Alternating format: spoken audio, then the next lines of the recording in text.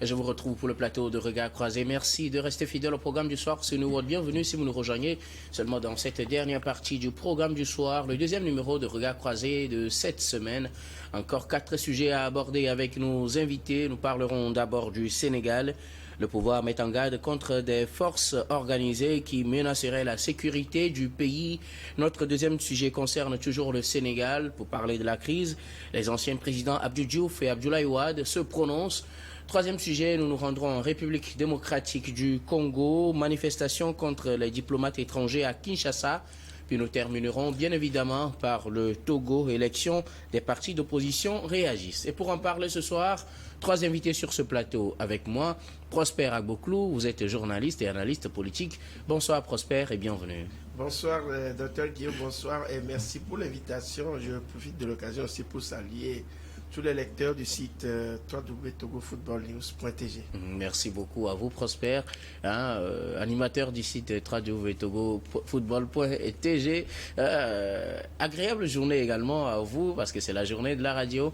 Prosper qui est à la radio. On aura le temps peut-être d'en parler à la fin de cette émission.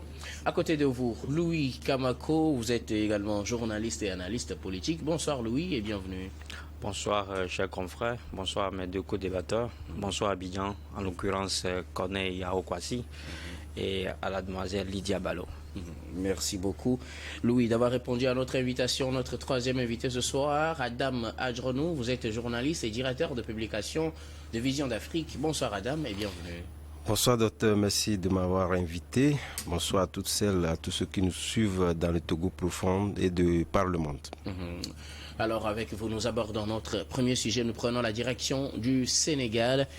Le pouvoir met en garde contre des forces organisées qui menaceraient la sécurité du pays. On le sait, c'est en ces moments de crise et de manifestations que des gens, des militaires sortent généralement pour mettre à mal l'élan démocratique à travers des coups d'État. Le Sénégal fait exception et voudrait bien rester dans cette logique. Ce week-end, lors d'une interview accordée à des médias étrangers, le président sénégalais Macky Sall est revenu sur la situation. Il invite tous au dialogue et à l'apaisement pour empêcher tout ce qui serait des forces organisées qui tenteraient de menacer la sécurité du pays et qui profiteraient de la situation. Quoi qu'il arrive, il faudrait que les Sénégalais se retrouvent entre eux pour discuter. Le président, en annonçant le report de la présidentielle, avait aussi annoncé qu'il ouvrait plutôt un dialogue pour permettre à tous les acteurs de venir se prononcer sur la situation et trouver une issue. Il a rappelé qu'il faut plutôt aller à cela que de laisser le pays aux mains des forces organisées qui tenteraient de mettre à mal la sécurité du Sénégal, Adam. Docteur, vous savez, d'abord, avant d'aborder ce sujet, permettez que nous ayons une pensée spéciale à tous ceux qui sont tombés par le coup des manifestations.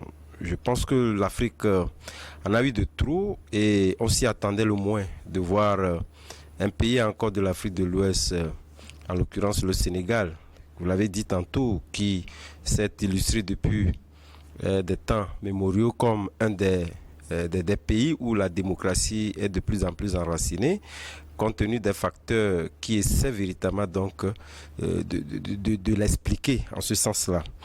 Ceci étant dit, convenez avec moi, docteur, que si cela venait de la bouche du président Macky Sall, je pense que c'est pour des raisons évidentes que lui-même, il aurait pu véritablement donc scruter au mieux et éviter qu'on pourrait éventuellement en arriver là. C'est vrai qu'il essaie donc d'évoquer la question d'une manière anticipative en interpellant les uns les autres à la retenue, mais je pense que si lui-même en avait conscience et que la légalité était respectée, je pense que ces troubles qui ont conduit à des morts de trop au Sénégal, on aurait pu donc les éviter et épargner. Mais je crois que la question qui se pose aujourd'hui quelque part, c'est vrai que la fois dernière, lorsqu'on abordait le sujet, on a essayé d'évoquer un certain nombre de tests qui militaient en faveur de la CEDEAO pouvoir donc intervenir sur cette situation en faisant en sorte que, en rappelant en tout cas Macky Sall à la raison pour restaurer en réalité, je pense que cette date qui était la date fatidique d'organisation des élections ce qui n'avait pas été fait. Mais aujourd'hui, que Macky Sall, puisque le président de la République, je pense que c'est celui qui est le plus informé parce qu'il travaille avec tous les services de renseignement. Et vous convenez avec moi que les crises politiques que nous avions eues dans nos pays qui ont conduit à l'incursion de l'armée dans ces pays-là étaient évocateurs d'un certain nombre, pour certains la malgouvernance, pour d'autres également, sur des questions de djihadistes qui ont conduit donc à l'incursion de l'armée dans ces pays-là. Mais c'est vrai, aucun pays, que ce soit les pays côtiers, que ce soit les pays sahéliens, personne n'est épargné, et je pense que c'est l'un des facteurs qui ont motivé d'ailleurs même les chefs d'État des pays de l'Alliance du Sahel à pouvoir faire des inclusions dans la vie politique des pays-là. Je pense que si ceci étant, il est évident que nous, pays côtiers, où les chefs d'État, où nous avons en tout cas une stabilité, même si la question est évoquée à tout point de vue, il faudrait quand même que nous ayons raison garder, en faisant en sorte que nous puissions d'abord respecter les textes. C'est vrai que Macky Sall aujourd'hui, en fin de mandat, n'en a rien à perdre, et si cela venait donc à s'instaurer, cela voudrait dire quelque part qu'il mettrait, en tout cas, il mettrait les opposants ou la classe politique de l'opposition majoritairement, les mettrait en cause. Mais aujourd'hui, il a créé une situation. Mais il essaie donc de jouer aux pompiers en laissant croire qu'en réalité, ce sont les classes d'opposition, majoritairement de l'opposition, qui évoquent. Parce que, bien évidemment, une question soit posée, c'est une question hautement politique.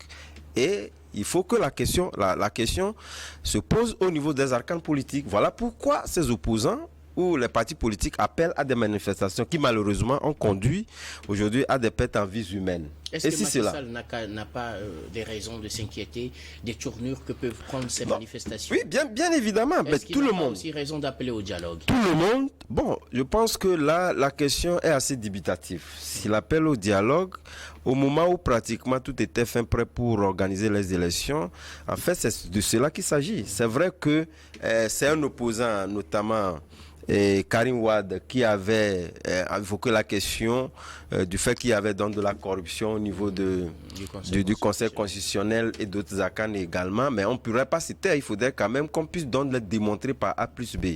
Maintenant, il a évoqué les institutions qui puissent donc travailler sur la question, mais en attendant que les résultats ne tombent, on ne peut pas anticiper tant qu'on n'a pas l'élément matériel pour justifier le fait que véritablement ce qu'on accuse le Conseil constitutionnel est établi.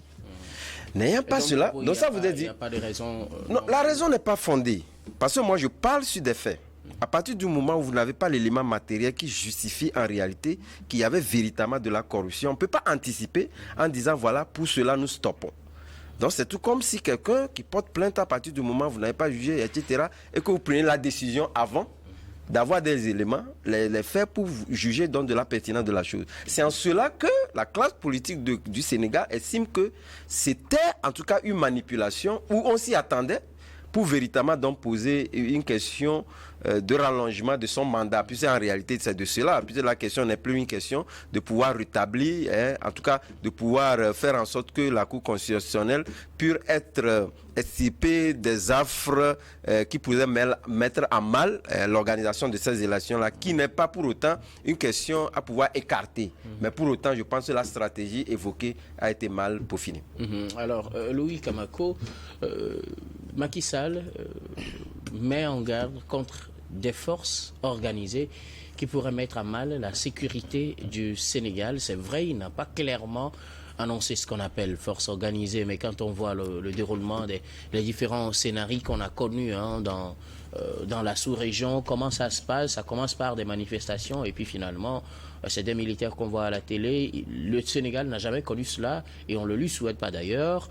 Le président d'ailleurs anticipe sur la situation en appelant au dialogue et en calmant le jeu pour qu'on n'en arrive pas là. Non mais tu l'as dit, je pense que vu la situation dans la sous-région, tout le monde a des ambitions. Donc quand tu fais allusion, je pense que tu fais allusion justement au coup d'État.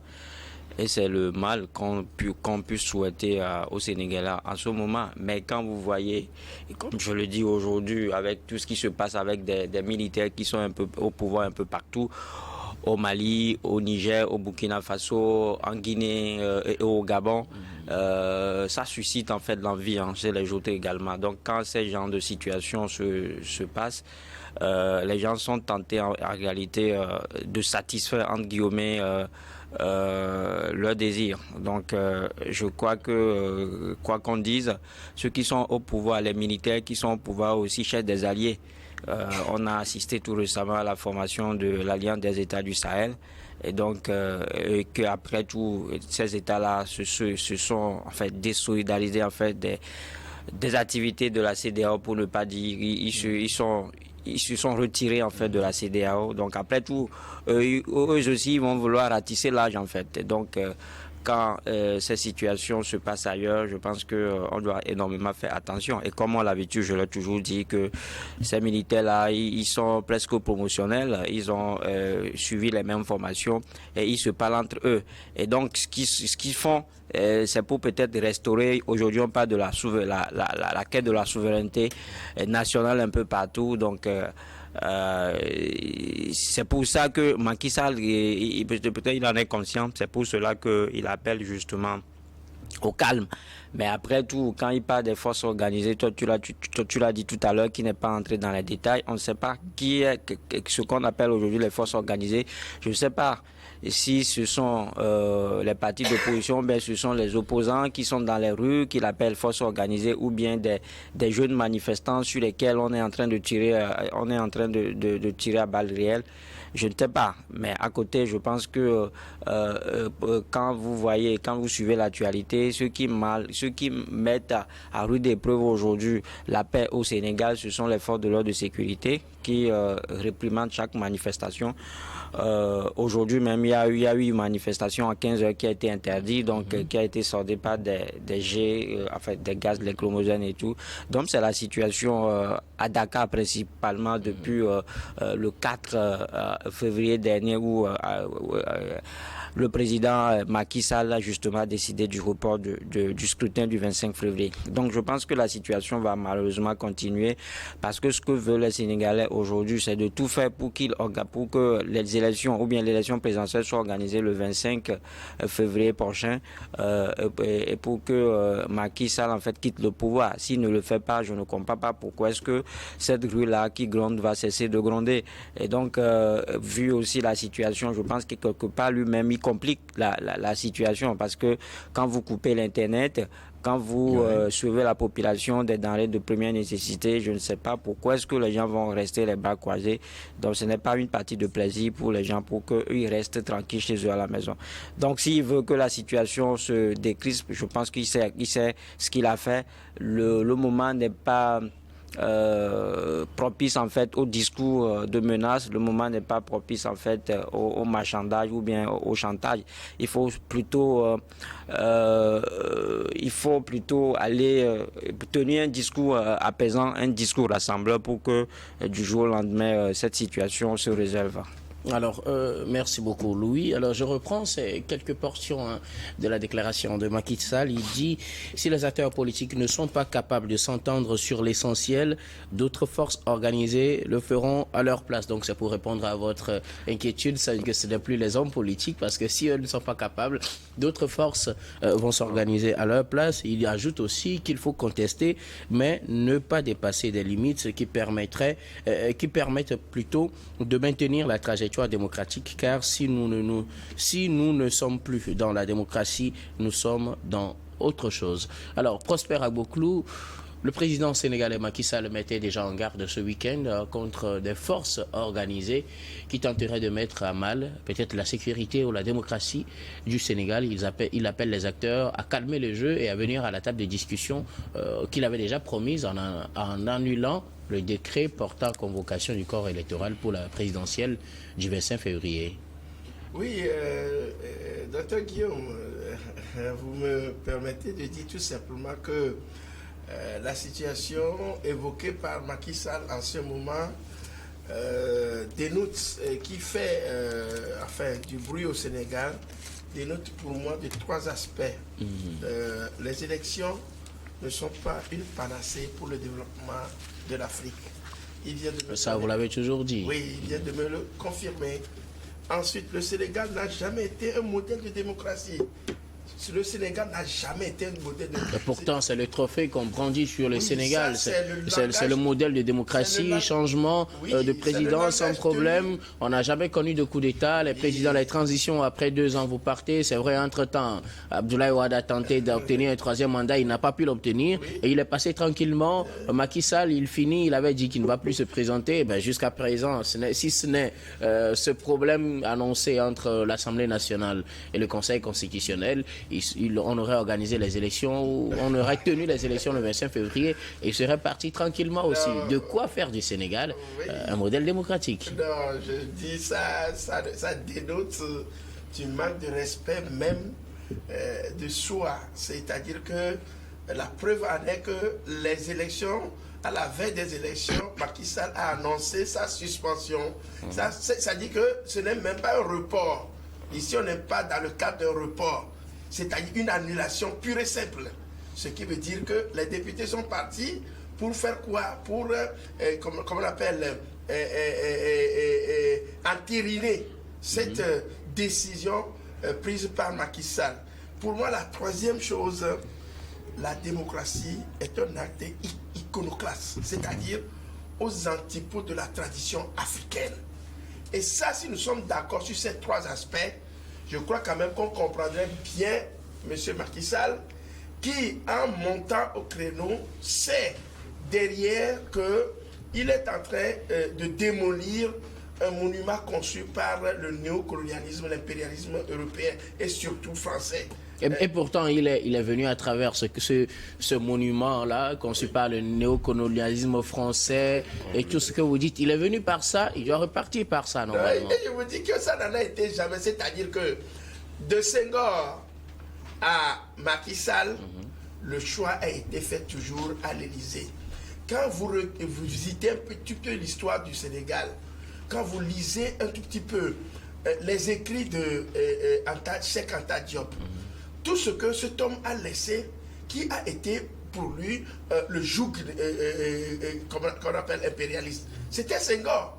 C'était Senghor. C'est-à-dire que le choix était toujours fait pour balkaniser les esprits, les intentions, comme on appelle l'envie des Sénégalais de vivre dans la tradition africaine. Et pour moi, aujourd'hui, on est sûr et certain que le choix qui vient d'être fait, lorsqu'on arrivera au deuxième aspect donc, du sujet du Sénégal, je crois quand même on va le développer là-bas. Parce que pour moi, aujourd'hui, là où on en est, la démocratie dont on parle est un foutou. Il n'y a rien de cela. Macky Sall vient donc de le prouver pour nous dire qu'en Afrique, ce n'est pas ça. Parce que si lui... Oui, là, il faut aussi nous apporter la précision. C'est la démocratie en Afrique qui pose problème ou la démocratie de façon générale? Oui, c'est la démocratie en Afrique qui pose problème, pas de façon générale. Ça, c'est un concept européen. Vous avez vu, Macky Sall était au premier rang de ceux qui voulaient aller intervenir au Niger parce que Tchani et l'armée ont pris le pouvoir. Ça a quel lien à voir avec le report de la présidence? Ah oui, c'est ça. Et lui-même, il vient faire le coup d'État. C'est un coup d'État aussi.